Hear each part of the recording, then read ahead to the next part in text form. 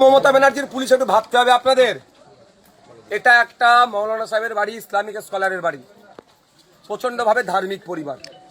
সেটার থেকেও আমি বলছি, আপনারা আমি সবাই জানি, কোনো বাড়িতে যদি পুলিশের রেড হয় সেখানে মহিলা পুলিশ নিয়ে আসতে হবে। অসভ্য বর্বর মমতা ব্যানার্জির যে বলেছিল না বিজেপি বর্বর, সেই বর্বরকে মমতা ব্যানার্জি পশ্চিমবাংলায় জায়গা দিয়েছে বিজেপিকে। বিজেপির কথা শুনে রাতের অন্ধকারে মৌলানা সাহেবের বাড়িতে ভাঙচুর চালিয়েছে। শুধু নয়, কোনো মহিলা পুলিশ ছাড়াই, যেখানে তাদের বাড়িতে একাধিক মহিলা সদস্য থাকার পরেও সেখানে তুলে নিয়ে গেছে। এক অন্যায়, বাড়ি ভাঙচুর করেছে। এখন তৃতীয়ত যেটা হচ্ছে, সম্পূর্ণ রাজনৈতিক ষড়যন্ত্রের শিকার হয়েছে। আপনারা জানেন গতকালকে এনআইএর কোর্টে প্রডিউস ছিল। এনআইএ কিন্তু আমাদের মোথাবাড়ির আইএসএফের প্রার্থী বামপন্থীদের সমর্থনে যিনি দাঁড়িয়েছেন, ইভিএম মেশিনে যার 4 নম্বরে নাম এসছে, মৌলানা শাহজাহান সাহেবকে দ্বিতীয়বার ফার্দার ইনভেস্টিগেশনের জন্য চাইনি, অর্থাৎ পিসি চাইনি। এটা থেকে ক্লিয়ার একটা জিনিস হচ্ছে যে আমাদের মোথাবাড়ির প্রার্থী খামচিনের তিনি এই কোনো খারাপ ইন্টেনশন প্রথম কথা ছিল না, দ্বিতীয় কারোর সাথে যুক্তও ছিল না। সরাসরি তৃণমূল ভয় পেয়েছে, তৃণমূলের প্রার্থী এখানে হারছে, শাহজাহান সাহেব এখানে জিতছে, প্রচার টচার না করতে পারে। টার্গেট ছিল নমিনেশনটাই করতে দেবো না, মেন টার্গেট ছিল নমিনেশনটাই করতে দেবো না।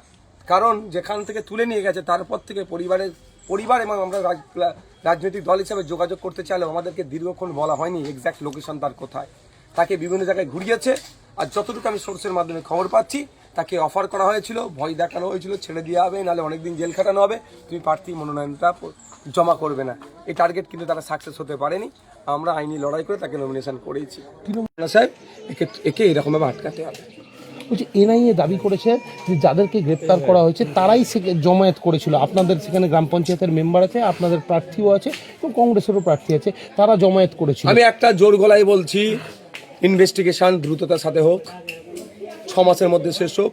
যদি আমাদের পঞ্চায়েতের মেম্বার যে কেউ থেকে থাকে তাকে সর্বোচ্চ শাস্তির ব্যবস্থা করা হোক। দুটো কথা ক্লিয়ার করতে হবে, একটা হচ্ছে জমায়েত আর একটা হচ্ছে হিংসা।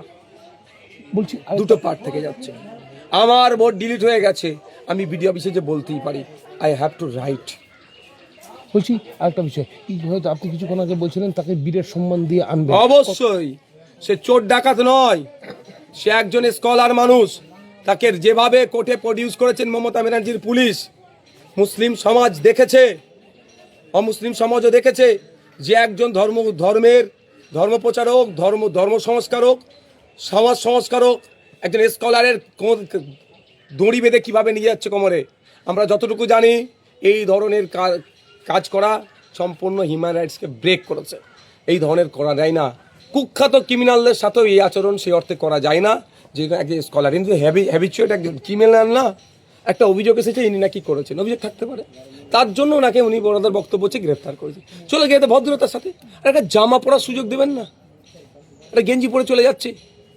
তবে একটা কথা বলি, এই বাপ কেউ ছাড়বে না। যে পুলিশ অফিসাররা তাদের ওপরদের কথা শোনা হচ্ছে, সেই পুলিশ অফিসারদেরকেও বলে দিচ্ছি, আগামী দিন আসছে, আমি অভিশাপ দেবো না, এতটুকু বলে দেবো যে অন্যায় করেছেন হয় আপনি পস্তাবেন, নাহলে আপনার পরিবার এই অন্যায়ের খেসারত দেবে। আমার থেকে না, সৃষ্টিকর্তার পক্ষ থেকে হবে। বলছি প্রার্থী নেই, প্রচার করবেন কিভাবে? প্রার্থী আমরাই তো, মোথাবাড়ির মানুষই প্রার্থী, মোথাবাড়ির মানুষই খাম। বলছি কতটা আশাবাদী? 100% আশাবাদী। আপনার